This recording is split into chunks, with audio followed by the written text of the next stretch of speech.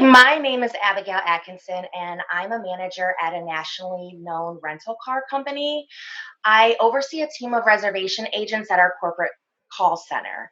I would like to share my experience using ORPO. I use the method, and it really helped to take pressure off a difficult conversation with an agent about not applying my feedback, and it helped foster the growth of this agent to be one of the top agents on my team currently. So Shelley struggled with SQI, which is our customer experience metric, and had gotten a requires improvement on her annual review in November. She was disengaged on her calls, and she struggled to apply feedback consistently. She'd not met requirements in SQI during her entire tenure in our department. I've live listened and coached the behaviors that I felt would help her be successful. And the key we discussed was for her to apply them consistently on every single call. I followed up with praise when she applied the behaviors, and I reinforced with role play and coaching when I didn't hear them being applied. She finished above that 85% minimum requirement for the first time in her tenure in our department back in December. I was so excited, and so was she at the time. January came, and the second half of the month, she slipped right back into her old ways. She was on track to finish the month not meeting requirements again, with her SQI being back in the 70s. We sat down and talked, and I asked her what had happened. She said, honestly, I just wasn't being consistent and using my behaviors on every call. Here's where I started with ORPO. I told her, I appreciate your honesty. We worked really hard in December on phrasing and consistency, and you knocked it out of the park. It's unacceptable that you know what and how to apply the behaviors to be successful, and you just chose not to.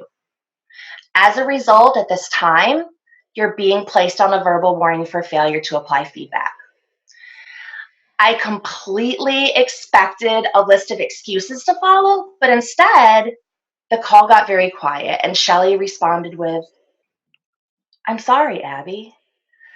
I just thought that I did well the first half of the month, and I figured I could make up for it before the end of the month, but obviously I couldn't. We then reviewed together the behaviors that were expected of her, and she committed again to using them on every single call.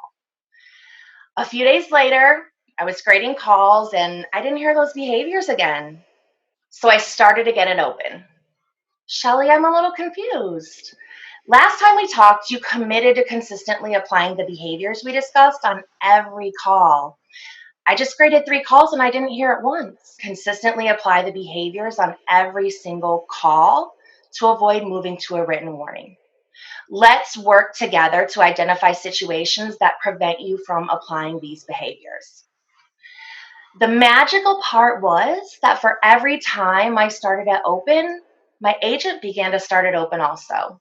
She started telling me things like, I feel so nervous when, I get frustrated when this happens, I get so annoyed when this happens, or I don't understand why we do this.